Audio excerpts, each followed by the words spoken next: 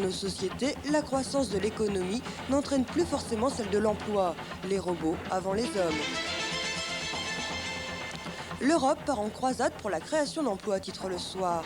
La Commission européenne devrait approuver un cadre communautaire pour l'emploi. Ébauchant une analyse des causes structurelles du chômage, elle propose de réfléchir à une action concertée et collective.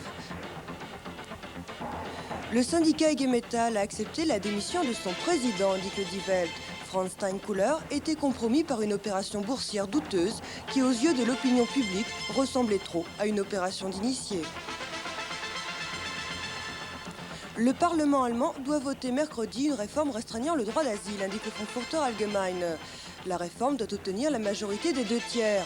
La plus grande partie du SPD Fraction a finalement décidé de voter pour cette réforme. La communauté européenne sévit contre les immigrés, titre The Guardian. Les ministres de l'Intérieur des 12 doivent approuver à Copenhague des contrôles stricts dans toute l'Europe. De son côté, l'Allemagne doit voter sur la réforme du droit d'asile automatique.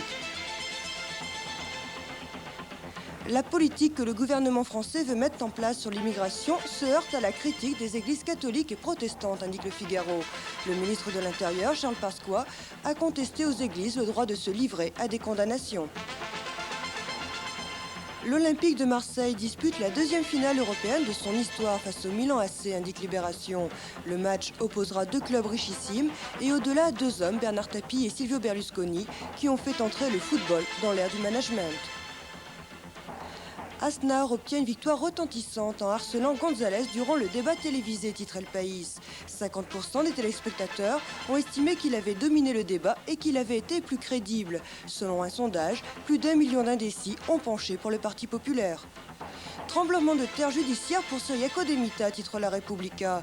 L'ancien secrétaire de la démocratie chrétienne et ancien président du Conseil est inculpé pour concussion aggravée dans le cadre de la reconstruction de la région de l'Irpinia, proche de Naples, après le tremblement de terre de 1980. La Fiat veut se déclarer en état de crise, indique la Stampa. La reprise tarde dans le secteur automobile et pour conserver les emplois, la Fiat a déjà obtenu les crédits maximum de la caisse de chômage. L'entreprise réclame maintenant l'intervention d'une caisse extraordinaire.